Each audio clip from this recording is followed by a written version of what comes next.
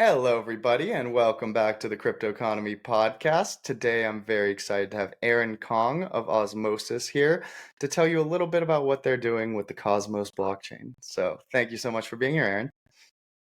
Yeah, thanks for having me. I do think there's a little clarification. You said what Osmosis is doing with the Cosmos blockchain, but there is no Cosmos blockchain.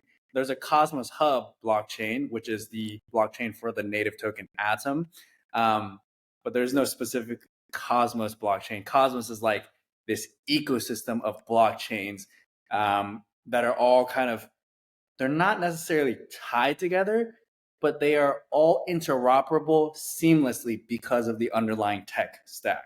So, like even Binance is a Cosmos blockchain, but they just haven't turned on the interoperability feature, and they could if they wanted to. But yeah, so I just wanted to clarify that. I didn't want people to No, think like, oh, Osmosis is going on podcasts and telling everyone that they run the Cosmos and they are the Cosmos, which might be true to some extent. But well, I think this will be a great opportunity for you to help people better understand that, even myself. So I think that's Mhm. this is what we're here to do.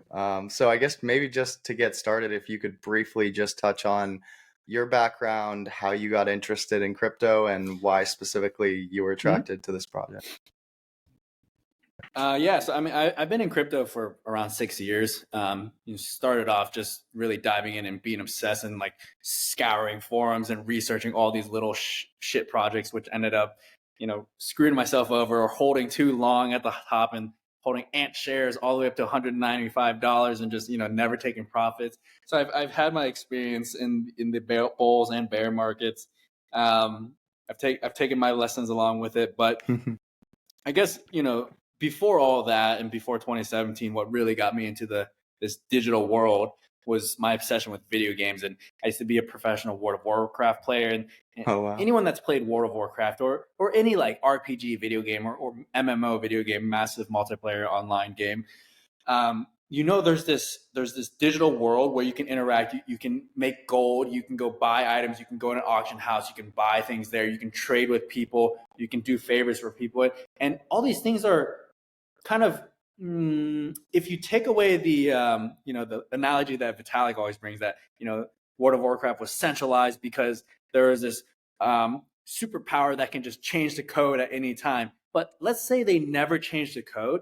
This is a pretty decentralized video game because as long as the code isn't changed, these things are all done based on trust that the video game works. That when you trade an item, it's not going to get lost, or that the other player can't steal it because there's a mechanism in the trade that you have to both hit the trade button, and they have to both register green before the trade actually goes through. So like these things are all, you don't have to trust the people. You just trust that the code works. So I really enjoyed, one, this video game because it was a beautiful video game, but two, I really liked how the economics and the dynamics and the relations that would have with players through the game base would take place, and it was just like this beautiful world that I really would love to see kind of somehow expand into our world. And this doesn't mean like we're living in the metaverse. What I kind of mean is that um, you see it every day already,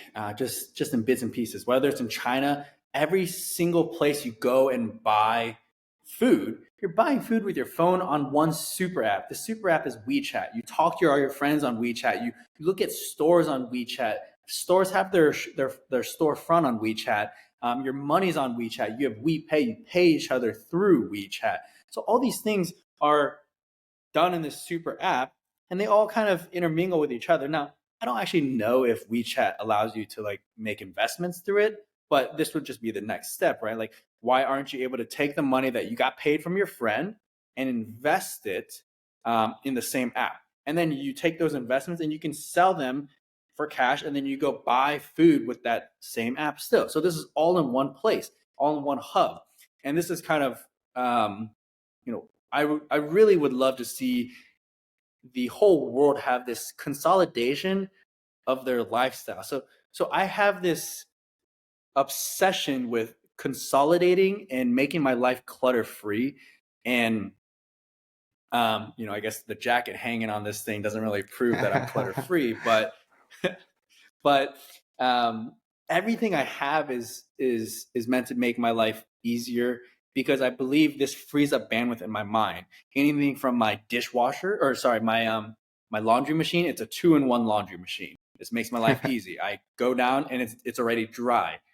Um, or when I'm shopping, I literally buy like an entire like the whole shelf, so that I never have to buy it for like whatever the item is for like the next 6 months. So it's like my dream is for my own shelf, my own like vanity shelf, to look like the store shelf, because I just don't want to have to go back and spend more time doing these things. So anything that can make the whole world's life greater and easier and more consolidated, it literally will speed up civilization, in my opinion. So it's like, what are the most bang for buck things to make people's lives and save people's times, or make people's lives better and save people time? It's like, you look at all these things that are very complicated, like politics, or these things that just don't have guaranteed outcomes.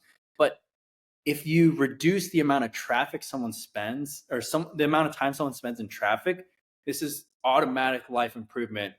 And if you make this happen every day for the rest of their life is improved. If you extrapolate this to 300 million people in the USA, and let's say like you save 300 million people 10 minutes a day, this is 3 billion minutes a day, right? And you take that by 365 days. So however many minutes saved this is change. This is like world changing stuff. So if crypto can make people's lives easier, make things more interoperable, and make the experience more consolidated, I think this is simply something that will help the world improve. And this is all kind of based on my obsession with making things consolidated. So this is actually even like what we're working on at Osmosis in the DeFi manner. So Osmosis is like this DeFi hub. And usually when you think of a DEX, you think of the traditional swaps. It's like you trade Bitcoin for Ethereum. Cool, done, right? But on Osmosis, you can do a lot more than that. You can trade one asset for another. You can pool your assets so you can earn yield on it. And this is originally started with the V2 Uniswap V2 classic pools, like the traditional XYK pools. So it's just like 50-50 balance. But now we have the concentrated liquidity pools.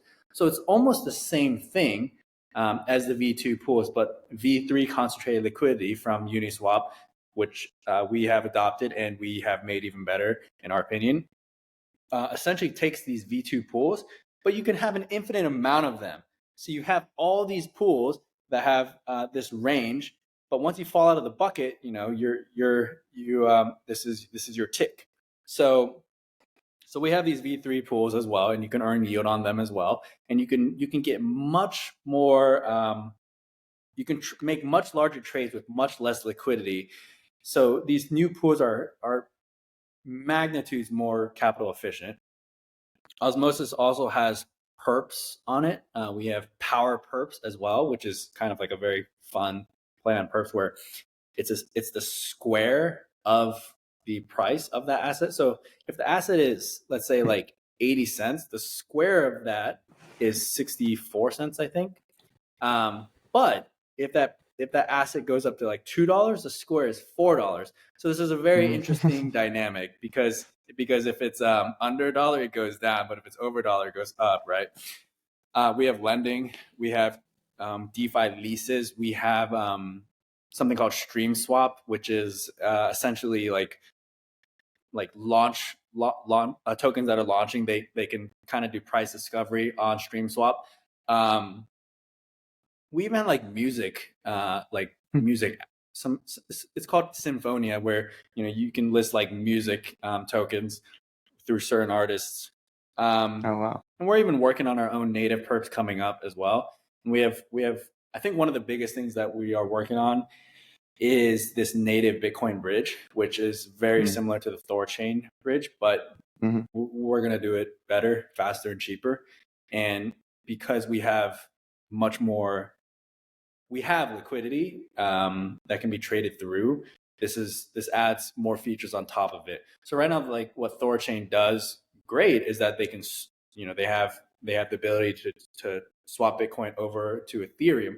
But the problem with Thorchain is that it doesn't actually let you take any of these assets into Thorchain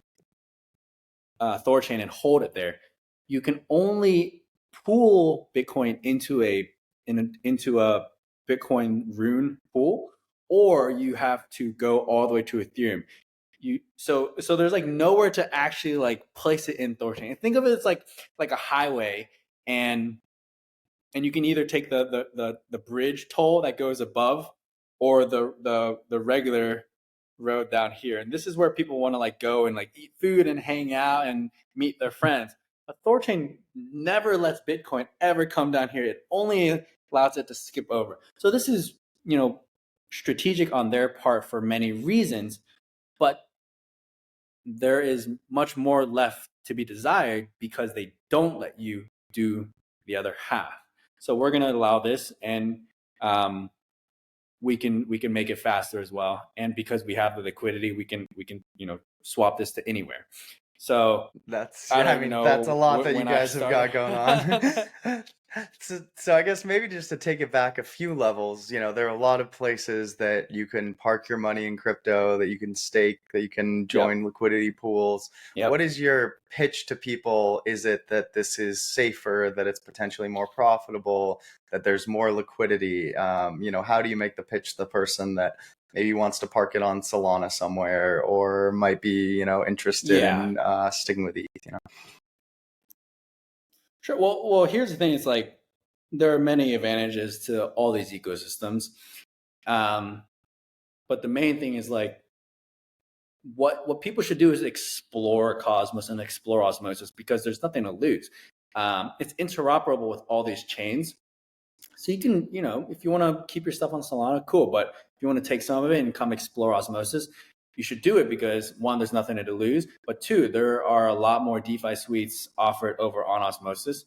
And we're in contact with a lot of these ecosystems. We work with them. We do ideas with them.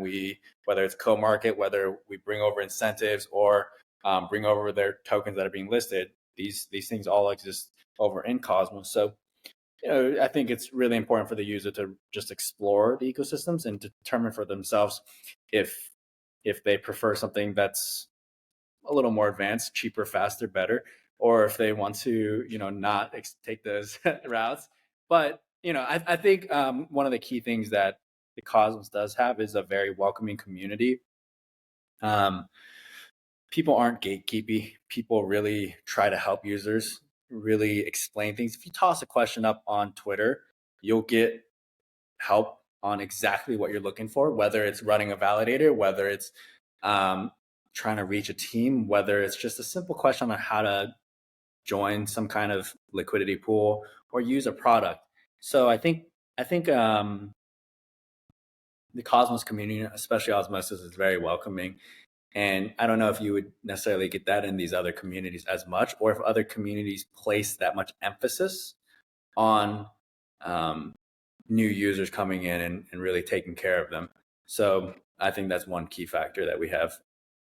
Yeah, and you mentioned you've, got some partners. So how have you gone about finding those partners, finding those communities that you want to make a part of your community? I'm sure you've got more options than you know what to do with. So what's the sort of strategic thinking there?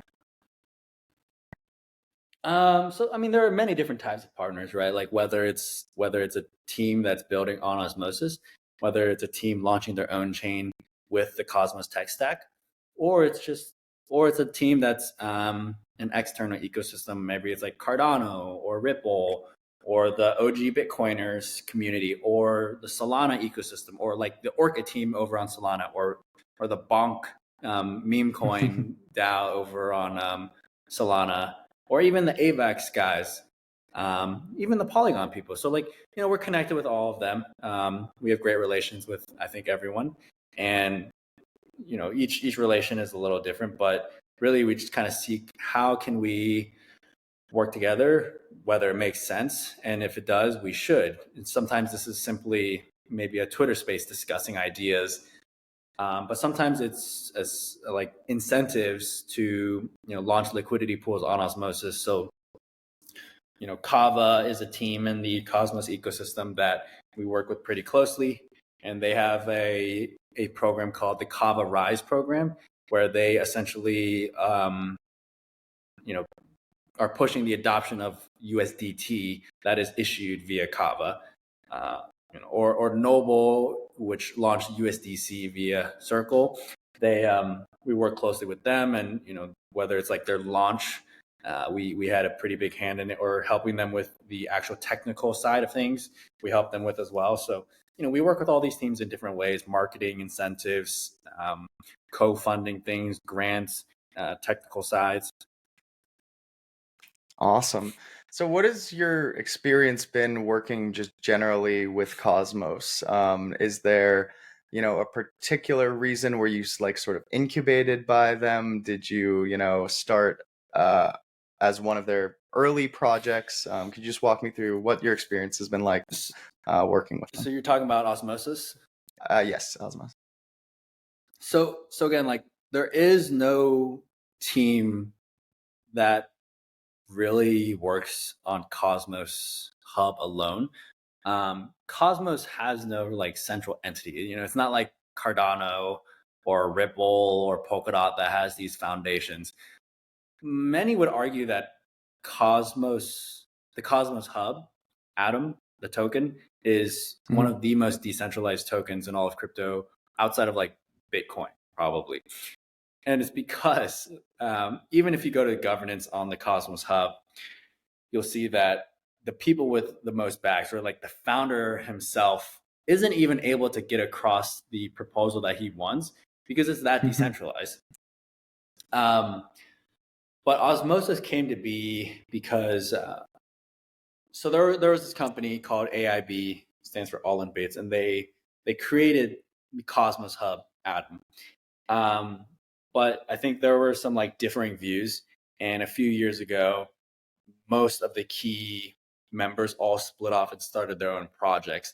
And the Cosmos Hub essentially, has no leading team right now, and most of like the key figures are building other projects right now. So like whether that's Osmosis, or whether that's like Zaki building out a lot of the projects. He's an advisor on like 50 different projects right now.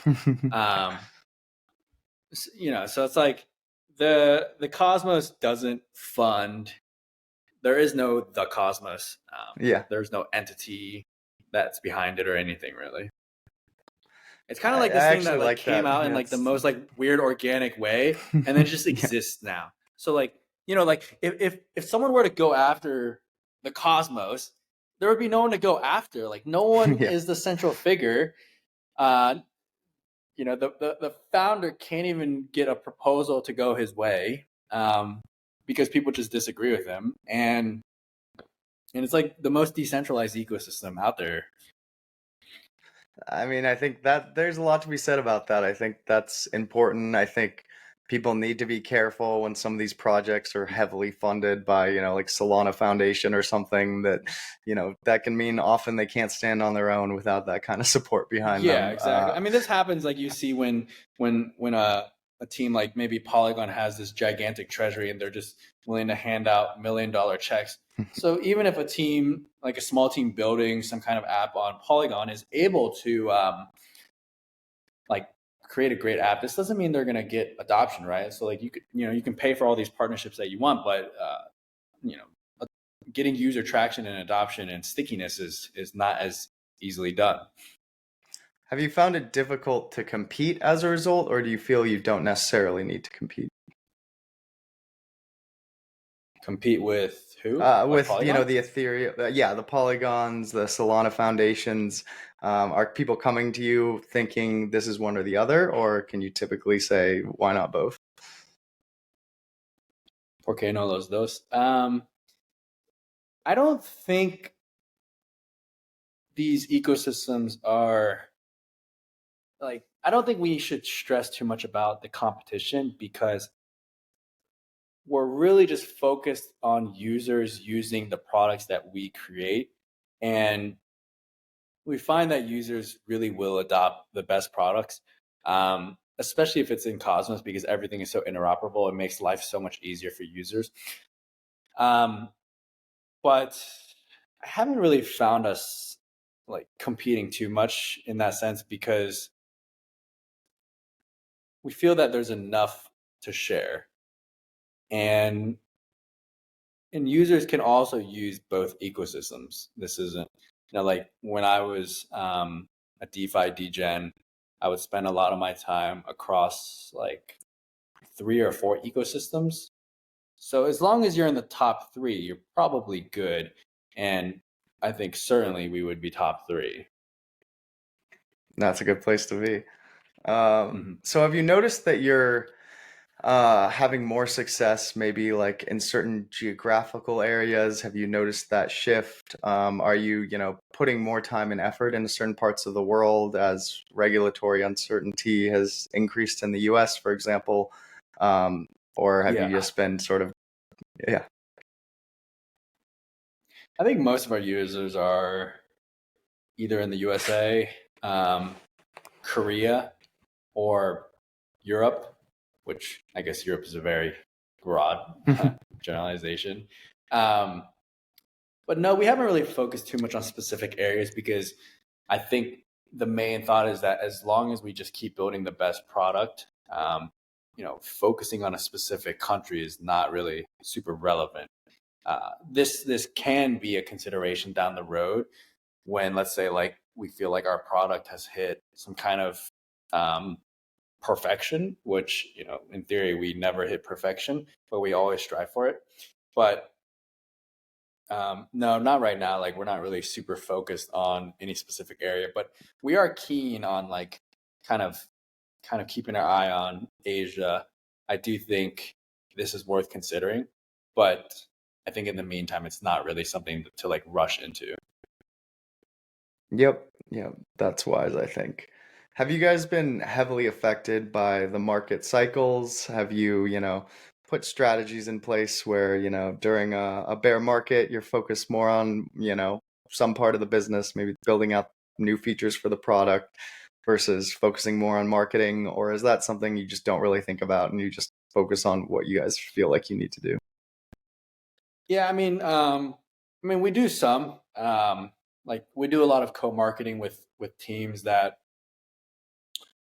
are launching on Osmosis, or maybe listing a new token on Osmosis. And listing is permissionless, but like to get the word out there, right?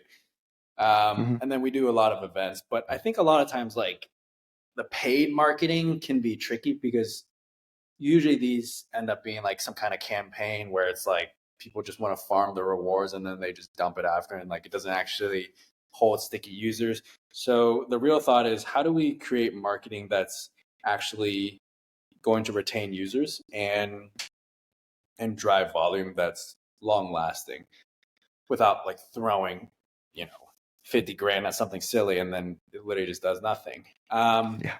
So I think a lot of these can be like ambassador growth. But the thing is, like, these ambassadors need to be organic, but this is happening, and you'll kind of notice like these don't even need to be paid. As long as you create products and you kind of engage with the community will market itself sometimes. And this is kind of the case with Osmosis has never really done any significant marketing, um, generally no paid advertisements. And we have this bustling community they're like religious zealots for Osmosis, because they see all the work that's going on, and they're really just obsessed with seeing more progress and more developments. Whether it's like the taker fees that have just launched the other month, where every single swap that takes place on Osmosis, 0.1% of that transaction will go towards the stakers now. And Nice. people are super bullish on this. And there are many ideas and things like this that people just continue to pump out and talk about. Talking about real yield now, all the apps launching on Osmosis, all these things just get the community really hyped up. But yeah, so marketing, it can be a tricky thing. I think we could do more marketing in certain areas once. Ideally, like when smart accounts and our Bitcoin bridge are out, I think this is like a good place to really start pushing things. So you just mentioned smart accounts and the Bitcoin bridge. Are there any other, features in the pipeline or the roadmap that you guys are really excited to roll out that you might be working on, or just things that you think that maybe you will be working on down the line that you're excited to get started on someday? I think the most exciting thing is the Bitcoin bridge. Like this is actually, in my opinion, like probably the most valuable thing to come to Cosmos, or at least top 5 to come to Cosmos this year or next year. It's just this need that doesn't currently, it's not currently met, but there's Yeah. clearly the most liquidity in Bitcoin, right? And there are clearly people with the most bags in Bitcoin. But let's say they want to dip in 1% and like start exploring, like there's a need here, but no one wants to wait an hour and no one wants to spend tons of money on this. So we need to make this cheap and fast for them. But I think Osmosis can run the narrative of being the DEX for the entire crypto industry, and you can't be that without this Bitcoin feature, right? Yep, absolutely. And it is crazy to me that we're this far along and that hasn't been developed in a way that is really, you can actually utilize. I've been doing a Yeah, I lot was of literally just saying this playing earlier. around. Yeah, like I've been doing a Yeah, lot I don't know of how it's not playing been around with developed yet. Solana and Bitcoin ordinals, and I'm like, how do I get my Solana to my Hmm. ordinals? You just can't do it. And so I Exactly. was wondering if you Yep, you guys will have, be able to though. and that You will that be is a able to real use do case, ordinals and as I've well. that was my next question because I've already been rugged by a few ordinals projects promising to do what you guys are saying you're gonna do. So I'm hoping someone will do it. Uh, All right. um, but yeah, I was wondering like how you guys think about, things like ordinals. I know it's fairly new technology. So is it is it hard to jump on something that's that early, not really knowing how it's going to play out? Or are you guys just kind of excited to jump on the new technologies and be one of the first movers? I don't know if it's necessarily our job to like worry about the dynamic around it, but just to make it available and let the users decide for themselves. So, we'll get ordinals some utility and allow it to Mhm. be, moved around, and then beyond that, we'll see what the community wants. Whether this is like a marketplace on Osmosis potentially, or just being able to swap it out somewhere else. I think ordinals won't be the very first thing, of course, to be implemented, but it is something that is within the tech capabilities of what we're building. Yeah, no, that's awesome. So when you are integrating something like ordinals or maybe it's Solana tokens, how do you decide, which of those tokens you might list? Is that a community decision? Do you go by volume, market cap? Oh, What does that look like? well, listing is permissionless, but Okay, to list it on the front end, it like takes no time. Like this is like, we could list 100 tokens today. This is like not an issue. Yeah, there it's you not go. like some centralized exchange where you have to like worry about like all these slow integrations and what to list first. Permissionless, and we don't necessarily control what gets listed. Um, this is to the DAO to decide. Yep, yeah, got it. And so in that sense, I noticed a lot of staking pools and the rewards were, pretty solid. Are those sort of decided in a decentralized way? I guess how do you tell the person who maybe got screwed pretty bad in the last cycle by some really high APY staking accounts that this is safe and this is the this is the right alternative for Yeah. them? So, so there are clearly some like things that a user should educate themselves on before diving into a pool. But like, if you see an APR that's like 1,000%, you should probably do a little research on it before you just YOLO in, because this could be, incentives that were just added and you're the first person in. And really, these incentives just could be some random shit project that is like trying to lure you in so you can be their exit liquidity. Um,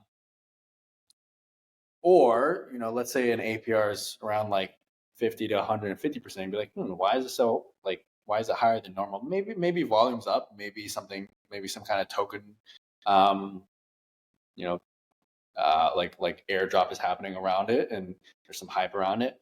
Or just the other day, this team announced that they're airdropping to NFT holders of this NFT called Bad Kids, and that NFT's floor price went up like 3x, and the liquidity of the token that you need to buy that, called stars, it's like running low because everyone's buying it to go buy these NFTs.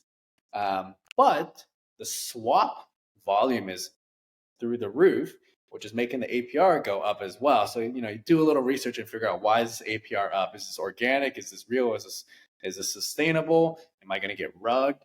This is for the user to kind of like dive in and figure out for themselves. Yeah. And I guess that is kind of the challenge you have, is it's decentralized. You want it to be permissionless, let people do whatever they want to do. But that means they can also do things that might get them in trouble. So have you guys, done some work around like educating people about how these things work? Has there been some UI, UX, decision making, like the way Rollbit will give you 1000x slider where you're like, maybe we'll give you the 20x, instead. Is there any thoughts like that? So there, like, if an APR is very high, like, I think there's like some kind of tooltip that like warns you, like, beware, this is a big number. Great. There are guides and stuff out there to like teach you how to like use and enter these pools as well. And then certain assets are verified and certain assets are not verified. So it's like, if an asset is verified, but the APR is like pretty high, this may kind of give users more confidence because they're like, oh, this is like a legit team. But it's also possible, like, this team could, you never know what's going on inside the team. So this isn't a guarantee or anything, but it's an indicator that we've at least communicated with this team and they're not just like random or anonymous necessarily. But then there are unverified assets as well. So like, if an unverified asset has extremely high APRs, this may indicate that it's just some random token that got listed permissionlessly, and they're just like listing a meme coin to see if someone's going to bite. Yep. And that definitely tends to happen every once in a while. So could you tell us a little bit about how maybe the Atom token in particular works and how it interacts with the ecosystem? Is that sort of the token you would describe as the baseline token for interacting with the hub? So the Atom token is essentially a meme coin. It doesn't do anything. But this is changing.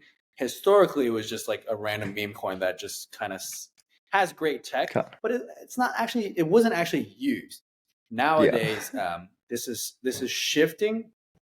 So there are projects that are building on the Cosmos hub, such as like Neutron or Noble, and they use ICS, interchain security, to kind of secure their networks. So now there is a little more utility to Atom, but we kind of think that the real way that Atom can kind of pivot and gain a foothold in something like real value is to become the money for Cosmos and the greater ecosystem. Why? Is because you take Bitcoin, and Bitcoin is money, but Atom is so decentralized.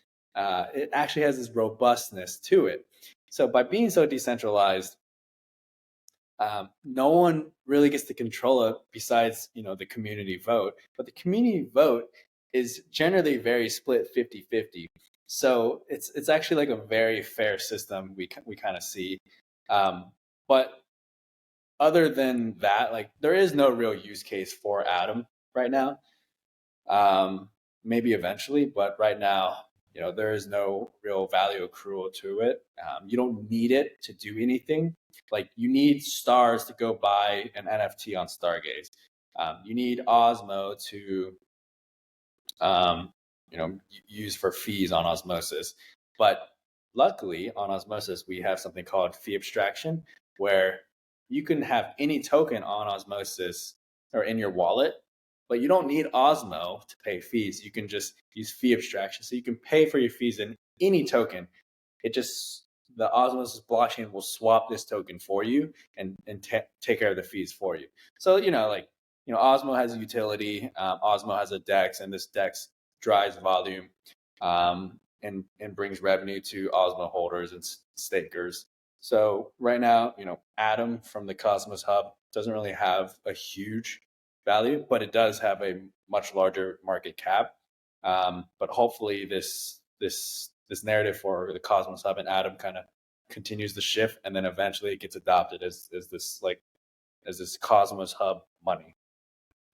Got it. No, I think that's a great breakdown. And so you mentioned Osmo as well. So if I have some Osmo tokens, what's the best way for me to leverage those to be earning more? Is that just staking? Is there just automatic distribution of fees? How does that work? Yeah, so there are a few, ways that vary between their level of degeneracy, but one, you can just stake it, and if you just stake it, you'll earn roughly 13.5% APR. I think 11% of this is like just general chain emissions, but then like 2.5% of this is from the protocol revenue. You go lend your Osmo out with Mars. You can put your Osmo into Lavana and take leverage. You want to go 30x on pretty much all the main assets on Osmosis. WBTC, Ethereum, I think Ethereum, Atom, Osmo, SQ Osmo or ST Osmo. So you can go do some perps on your Osmo. You can do DeFi leases with Nolus. You can add assets into a vault with Quasar and like let them earn you the fees. They take like 20% of a cut, but they'll do it for you so you don't have to manage it yourself. So that can be tedious if you did do it yourself.